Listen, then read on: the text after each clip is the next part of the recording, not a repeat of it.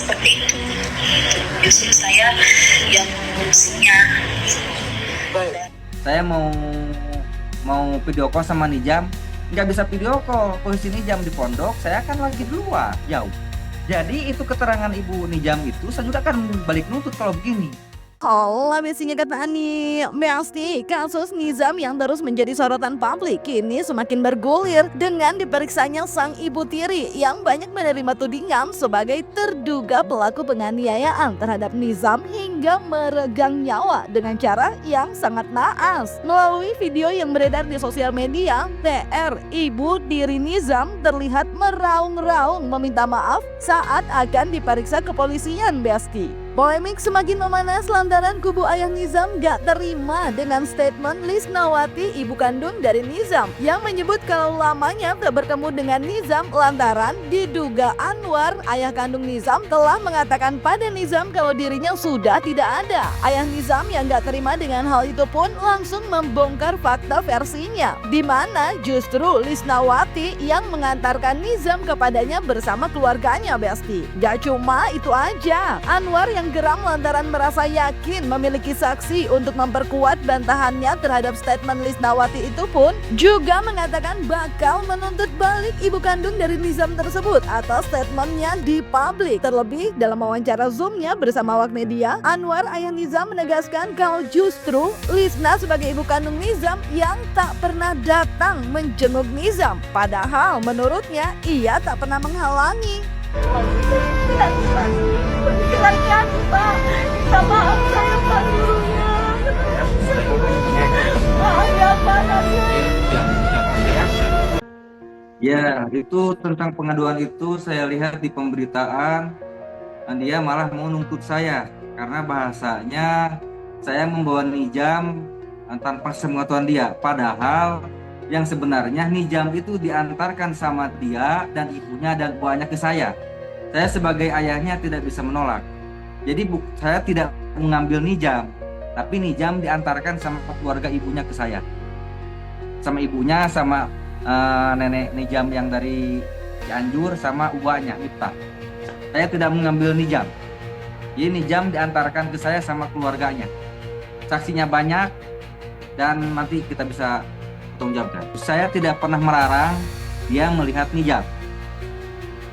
Malah terakhir saya waktu di Garut, Nijam ada kebutuhan, saya lagi nggak ada duit, saya komunikasi sama dia, bukan mau minta ya. Saya kalau ada mestinya pinjam dulu. Nanti saya kalau udah ada saya ganti. Dia nggak ada respect. Jadi saya akan menolak mentah-mentah kalau dia menuduh saya melarang Nijam komunikasi sama dia. Kapan dia datang? Kalau istri saya datang ke sini mau melihat Nijam, terus saya umpetin Nijamnya, nah itu saya terima. Dalam arti ini kan tidak pernah. Selama Nijam sama saya, ibu Nijam tidak pernah datang ke sini melihat Nijam. Iya, karena mau ketemu gimana atau dia tidak pernah datang ke sini untuk melihat anaknya. Nah, kalau dia nelpon ke saya sering, itu pun kalau dia suka chat dulu ke saya. Angkat, katanya mumpung suami saya nggak ada, saya mau video call sama Nijam. Nggak bisa video call, posisi Nijam di pondok, saya kan lagi di luar, jauh. Jadi itu keterangan ibu Nijam itu, saya juga akan balik nuntut kalau begini. Ya, seperti diketahui, Besti, Lisnawati, ibu kandung dari Nizam yang diduga gak terima dengan dugaan tragedi naas atas dugaan penyebab kematian Nizam, berencana akan membuat laporan hukum karena menduga banyak yang terlibat dalam dugaan kasus Nizam. Seraya bertarung demi mendapatkan keadilan dengan bisa mendapati titik terang tentang dugaan penyebab kematian sang anak, kubu dari Lisna bahkan juga seraya membongkar terkait adanya dugaan KDRT yang dilakukan Anwar semasa pernikahan termasuk saat Lisna mengandung Nizam, Besti. Nah, bicara mengenai laporan yang belum diketahui pasti siapa aja yang akan dilaporkan, seraya pasang kuda-kuda kubu Anwar dalam wawancara Zoom-nya dengan awak media justru menerangkan terkait sang istri yang merupakan ibu tiri Nizam memang telah menghalangi komunikasi Lisna dengan Nizam, bukan dirinya. Dan gak cuma itu aja, Anwar juga menuturkan perannya yang mengamankan mengamankan Nizam dari kekerasan yang pernah dialami Nizam oleh istrinya tahun lalu dengan memasukkan Nizam ke pesantren demi keamanannya. Meskipun kala itu ia memutuskan damai dengan harapan sang istri yang merupakan ibu tiri dari Nizam tersebut tidak akan mengulangi kekerasan lagi. Sempat komunikasi nggak? Apa memang benar-benar sudah putus komunikasi? Diputus komunikasinya teh. Yang memutus pihak suami. Tapi mengetahui nggak ada pernikahan dengan? Nggak tahu juga. Tapi Dia pada sama usaha suami nggak sih, Bu? udah cerai Bu, statusnya sama suami udah. Udah cerai. Kita lihat nanti hasil expose kecil di tim kita, ya teh, di tim kita lihat bahwa ya kan kita bedah dulu, terus besok kita laporkan resminya berapa orang terlapornya, kita putuskan malam ini hasil udah expose kita. Nizam Sapei, atas meninggalnya Nizam Sapei. Ini bukan hanya sekedar persoalan hukum, tapi ini tragedi kemanusiaan seorang ibu yang kehilangan anaknya. Makanya kita melaporkan hari ini ke KPI untuk minta pendampingan. Karena kita akan resmi melaporkan sebagai korban kepada Polres dalam 1-2 hari ini. Kenapa kita laporkan? Karena banyak kita duga, patut kita duga, ini banyak yang terlibat di dalam kematiannya Nizam sendiri. Nah itu awal ceritanya anak saya berantem sama anak angkatnya. Anak saya waktu itu kelas 6 SD, anaknya waktu itu kelas 2 SMA. Nah tapi yang dihantam itu anak saya. Anak saya dibawa ke tempat yang jauh tapi tidak di rumah dilakukannya. Di dekat pemakaman. Di pemakaman ada jalan ke sebelah sana, disitulah anak saya dianiaya. Itu kalau dilanjut ya, kalau yang itu kena sama anaknya juga, karena anaknya juga ikut menganiaya anak saya. Nah setelah itu karena kedekatan ayah angkat saya dengan pihak Kapolres, ya itu cukup dibikinkan surat pernyataan di sini, terus dipoto, dikirimkan ke sana, dan dibikinkan video perdamaian, dikirimkan ke sana. Siapapun itu inisiatif saya, karena saya dalam arti siapa tahu ke depan lebih baik gitu. Ini ujian buat dalam pikiran saya, mungkin ini ujian buat saya, dan mungkin ke depan akan lebih baik. Begitu aja pikiran saya waktu itu. Kan dari situ, semenjak kejadian itu Nizam langsung saya amankan. Jadi semenjak kejadian itu, pas saya lapor tahun 2025 itu, Nizam langsung saya amankan di pondok pesantren. Kebetulan pondok pesantren itu pembinaannya ayah angkat saya juga, dan donaturnya juga ayah angkat saya juga. Jadi yang mengarahkan waktu itu, biar aman, rumah tangga, jangan ada gangguan, anak dikeluarkan aja kata ayah, di pesantren sambil sekolah. Dan sepakat anak saya diamankan langsung ke pesantren setelah kejadian itu. Dugaan tragedi naas yang dialami Nizam memang terus menjadi sorotan. Terlebih dari kejadian tersebut, ayah Nizam pun juga akan diperiksa. Mengaku akan kooperatif untuk pemanggilannya sebagai saksi. Kubu ayah Nizam pun membongkar terkait dugaan penganiayaan yang dialami Nizam, yang sebelumnya dikira sakit panas, namun ternyata ada luka pada tubuh Nizam. Disebut kakek Nizam, Anwar, yang menangis kala itu di rumah sakit, pun menduga adanya penganiayaan pada Nizam. Terlebih ada dugaan pengakuan Nizam terkait kejadian yang dialaminya. Itu dilakukan oleh seseorang yang ia sebut Mama, yang belum diketahui siapa Mama yang dimaksud Nizam. Bahkan Anwar pun seraya berencana kembali membuka laporannya terhadap sang istri, yaitu TR, atas penganiayaan tahun lalu pada Nizam. Nah, setelah itu saya telepon ke bapaknya, oh ya ini lagi di rumah sakit, katanya anak lagi sakit, lagi dirawat. Nah, saya langsung datang ke sana, tiba-tiba bapaknya itu menangis dan mendapatkan informasi bahwa katanya kata dokter ini bukan sakit panas, ini ada indikasi penganiayaan. Nah, kata Pak Wang ini Anwar Satibi ini ya, Pak Anwar ini di atas dari dokter. Nah, saya merasa penasaran, loh, jangan-jangan siapa ini yang menganiaya anak tersebut. Makanya saya izin, kita langsung tanya kepada almarhum waktu itu sesuai dengan ada yang di video. Nah, mengakui anak tersebut adalah dikasih minum air panas. Ya, dikasih minum panas dan juga pernah dianiaya. Jadi kadang menunjukin ke arah pipinya juga. Nah, di situ sampai bertengkar, saya relay. Nah, juga waktu itu cerita anak itu bahwa awalnya ya mungkin sering berantem dulunya mungkin ya, karena mungkin kesel, dia nggak pernah cerita.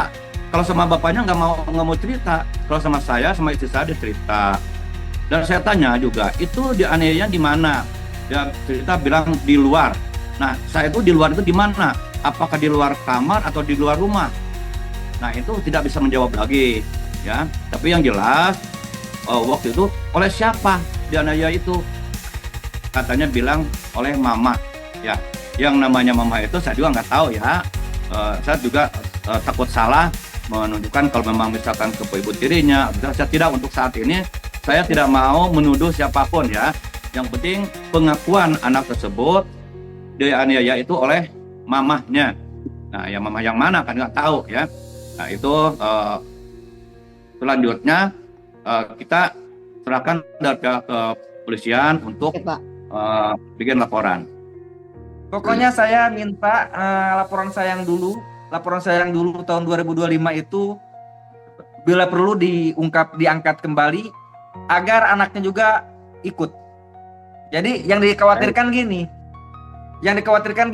saya waktu saya ada di rumah, misal anak itu tidak ada, tapi pas saya keluar, misal anak itu datang ke rumah. Karena ini sudah terjadi waktu saya pulang ke Garut ke mama saya. Istri saya bilang, ya jangan dulu pulang, kalau ayah pulang sekarang, ayah lagi banyak masalah di sini. Istri saya nggak tahu saya mau pulang. Pas pulang, anak itu ada di rumah. Dan pas saya sampai, anak itu lari. Makanan di rumah itu, buah-buahan apa semua ada. Jadi anak itu lari. Gitu. Jadi yang saya pikir sekarang, jangan-jangan waktu saya pergi, anak itu datang gitu. Karena anak itu kan disembunyikan sama istri saya. Setali 3 uang dengan Lisnawati, ibu kandung dari Nizam, ayah Nizam pun berharap apa yang dialami oleh sang anak bisa segera terungkap dan pelaku mendapatkan hukuman seberat-beratnya. Nah, bahas terkait kasus Nizam di mana pelaku bisa terjerat pasal perlindungan anak dengan ancaman hukuman 15 tahun, praktisi hukum Tony dalam unggahannya juga seraya mengingatkan kalau sampai pelakunya orang tua, maka hukumannya bisa ditambah sepertiganya lagi, yaitu 5 tahun. Jadi 15 plus 15 atau 20 tahun penjara, Besti. Maka bisa diterapkan pasal 80 ayat 3 Undang-Undang Perlindungan Anak yang berbunyi, dalam hal anak sebagaimana dimaksud pada ayat 2 mati, maka pelaku dipidana dengan pidana penjara paling lama 15 tahun dan atau denda paling banyak 3 miliar rupiah. Nah, karena pelakunya adalah orang tua, meskipun itu ibu tiri, maka hukumannya itu bisa ditambah sepertiganya. Nah, jadi kalau di ayat 3 ini ancamannya itu 15 tahun, maka ditambah sepertiganya, yaitu sepertiga dari 15 itu 5 tahun. Jadi ancaman hukumannya itu 15 tahun ditambah 5 tahun, 20 tahun. Tambahan hukuman sepertiga karena pelakunya adalah orang tua, ini diatur di pasal 80 ayat 4. Pidana ditambahkan sepertiga dari ketentuan sebagaimana dimaksud pada ayat 1, ayat 2, dan ayat 3 apabila yang melakukan penganiayaan tersebut orang tuanya. Nah, jadi meskipun itu ibu tiri, ya, kalau melakukan kekerasan atau penganiayaan terhadap anak, maka ditambah sepertiga hukumannya. Jadi ibu tirinya ini bisa terancam hukuman pidana penjara 15 tahun ditambah sepertiga 5 tahun, yaitu total 20 tahun penjara. Demikian, semoga bermanfaat.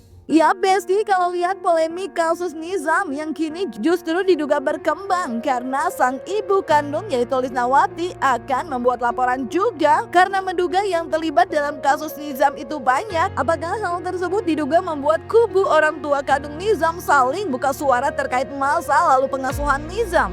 Kita lihat aja lah nanti ya Besti, proses kan terus bergulir, simak dengan tertib aja. Semoga almarhum Nizam mendapati keadilannya. Jangan lupa like, subscribe, komen, dan share biar bisa dapetin video berita kece lainnya cuma di Kata Ani, Besti.